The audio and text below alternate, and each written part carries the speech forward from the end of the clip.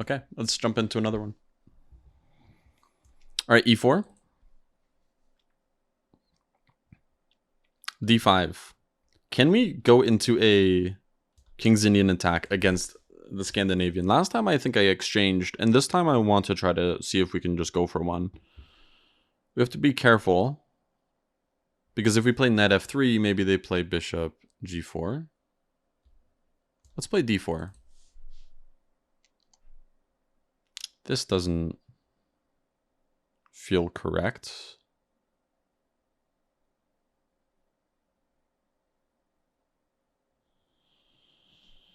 I want to play f4 and really try to grip down on the center.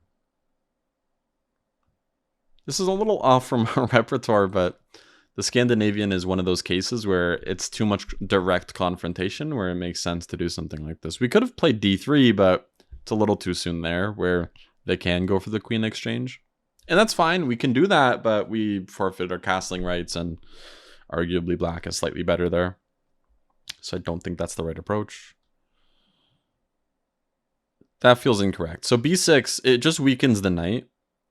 And I think we now, with that move, if I play a move like knight f3, they're less inclined to play bishop g4 because I have bishop b5.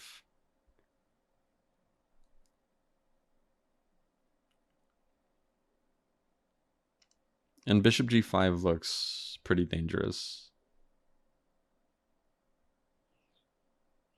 Yeah. So I'll just keep developing naturally. Bishop e2. I'm not trying to reinvent the wheel here.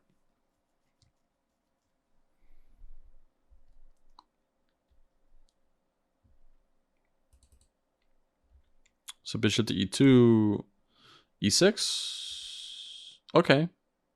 Yeah, I'll just castle. And I'm really hoping for an exchange on e5. It looks unlikely, though. It looks like they're going to castle long. And because of that, we got to start punishing them by opening the center. I'm looking at the move c4. If they take it, I'm happy. If they don't take it, I'm happy. Is c4 the right call? c4 feels like the right call. I think c4 is correct. Took a little bit of time to decide, but I think it's important too. The reason why I think this is really strong is because we can play moves like bishop e3 to further defend our center, and then go for moves like queen b3, and e6 is actually extremely weak here, surprisingly. So I'm going to go for bishop e3. And e6, I don't know how it can be defended again, actually. They have to play a move like knight b4 to d5. Or rook e8, and they don't want to play rook e8 and take the rook off the open file, because it justifies everything I've done. I do have to worry about knight a5. They actually just go ahead and play it immediately, so I'm going to take advantage of that and play a3 and then b4, so there's no knight a5 anymore. This feels really good for us.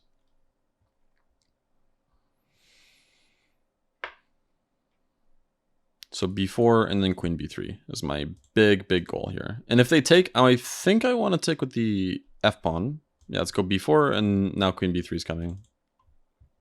I'm not in a rush to play queen b3, because they do have rook e8 as a response. Instead, I'd rather be prophylactic, gain some space on the king side, which also makes their king look even weaker. And okay, now it feels like b5 is really strong, right? Where's their knight going? I'm not sure. If knight a7, I just go queen b3. And e6 has to be defended again. And then they have to go for rook e8.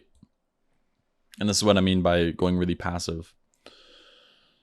And then I can follow up with moves like knight c3, and even threaten moves like d5, trying to open things up further where, look, what are these pieces doing? They're not playing any role in the game, and this is a huge problem.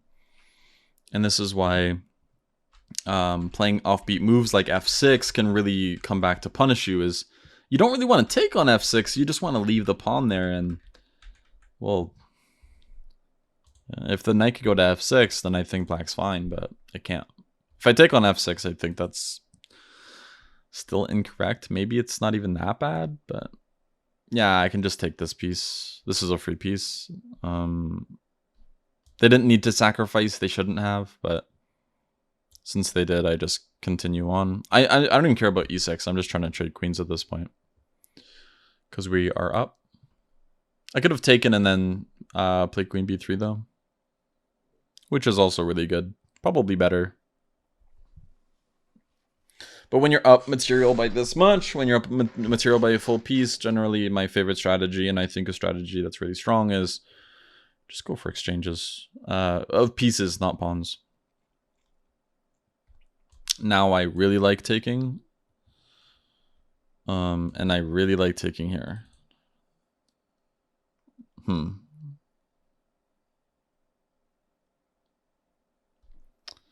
not really any way we can immediately exploit their position. Feels close though. Like if we can play some sort of d5. I also like knight d2. Or rook f2. I like rook f2. Rook f2 to a2. Looks scary. I don't want to take that, do I? I want to play bishop d4. Maybe I shouldn't have done what I just did. That's a really strong move, knight d5, because now I can't play rook a2. I'm sad. Everything is defended, luckily for us. Okay.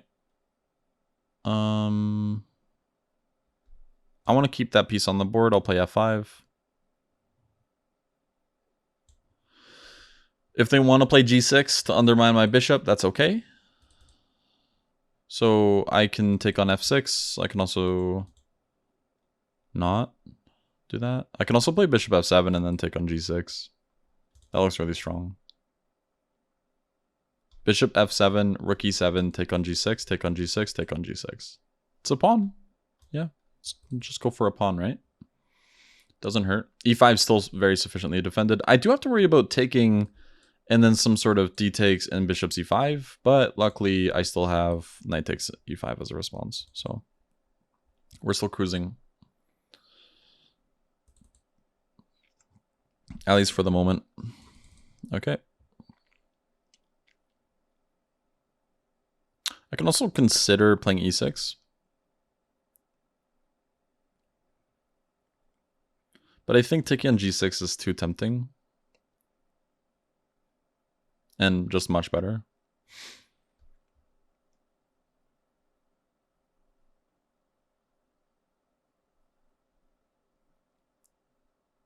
Another way I could play the position... Oh, well... I was going to say another way I could play the position is taking on d5 and taking on b4. But they just kind of let me go into that. Should I do that? That doesn't look bad. Take and then take on b4. The rook's attacked. They have to move it. And where did they move it? I'm not sure. Let's take. And take on b4 as mentioned before. b4. Sorry. I'll never laugh like that again. Alright, so they took on g6, which is a problem because now we can just take on e7.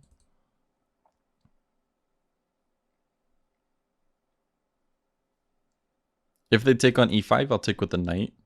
If I take with the pawn, then maybe they try something, but... Okay, I'll take with the... Actually, I want to take with the pawn. This is the meanest way to take. Because if they take, they don't even get a bishop trade out of it. And then in a position like this, now I get knight e5. We're just up too much material here. Knight d7 check is a threat. Unfortunately, rook a8 check isn't a move after king c8 because a8's covered by their bishop. But we can play a move like knight c3. Just keep developing. And now rook a8 check is a threat. and should mate. Good game. I guess the important part here is, again, moves like f6, they can really come back to bite you if you're not careful. I'm not sure if f4 was the best response. It felt right. Engine doesn't hate it. I'll turn on the evaluation so you can believe the engine instead of me. Don't trust me. I did blunder move 3 in a King's Gambit, so yeah, and b6 again felt very weakening. The bishop can already develop. Here it can already develop to like f5 or g4. Not g4 yet. You have to wait for knight f3, of course, but yeah, on defense the knight, it's not really a developing move because, well, moving the d-pawn was the developing move for the bishop. So lack of development, it was just bound to eventually run into a position like this where things just turned out really bad. So c3 is the top move. I played c4, which is nowhere near as good, actually. And I think it's because they get counterplay on d4. I don't think I had to allow that. Maybe the reason why c3 is better is just because b4, a4, and a5, and just going for the attack on the queen side, which they will inevitably have to castle queenside. I just don't see it being realistic for them to move their pieces and castle kingside, at least practically. Feels like a very, very difficult thing to do, and just a one-sided game if they were to do that. All right, that's a good thing to know. c3, don't be too aggressive with c4.